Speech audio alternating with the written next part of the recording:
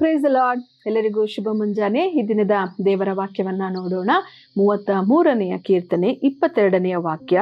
ಯೆಹೋವನೇ, ನಾವು ನಿನ್ನನ್ನೇ ನಿರೀಕ್ಷಿಸಿಕೊಂಡಿದ್ದೇವೆ, ನಿನ್ನ ಕೃಪೆಯು ನಮ್ಮ ಮೇಲೆ ಇರಲಿ. ಕೀರ್ತನೆಗಾರನು ದೇವರಲ್ಲಿ ಬೇಡಿಕೊಳ್ಳುವಂತಹ ಈ ಒಂದು ವಾಕ್ಯದ ಪ್ರಕಾರವಾಗಿಯೇ ನಾವು ಕೂಡ ದೇವರಲ್ಲಿ ಪ್ರಾರ್ಥನೆ ಮಾಡೋಣ, ದೇವರನ್ನೇ ನಿರೀಕ್ಷಿಸಿಕೊಂಡಿರೋಣ. ಖಂಡಿತವಾಗಿ ದೇವರು ನಮ್ಮ ನಿರೀಕ್ಷೆಯನ್ನು ಎಂದಿಗೂ ಕೂಡ ಭಂಗ ಮಾಡುವುದಿಲ್ಲ. ಖಂಡಿತವಾಗಿ ದೇವರು ನಿಮ್ಮ ನಿರೀಕ್ಷೆಯನ್ನ ನೆರವೇರಿಸಿಕೊಡುವಂಥವರಾಗಿರ್ತಾರೆ. ಪ್ರಾರ್ಥನೆ ಮಾಡೋಣ. ಸ್ತೋತ್ರಕರ್ತನೆ, ಪರಿಶುದ್ಧನಾಗಿರುವಂತಹ ನಮ್ಮ ದೇವರೇ, ಅಪ್ಪ, ಕೀರ್ತನೆಗಾರನು ಹೇಳುವ ಹಾಗೆ ಈ ದಿನದಲ್ಲಿ ಕರ್ತನೆ ಕಾರ್ಯಕ್ರಮವನ್ನು ನೋಡುತ್ತಿರುವಂತಹ ನಾವೆಲ್ಲರೂ ಕೂಡ ಅಪ್ಪ ನಿಮ್ಮನ್ನೇ ನಿರೀಕ್ಷಿಸಿಕೊಂಡಿದ್ದೇವೆ ಸ್ವಾಮಿ.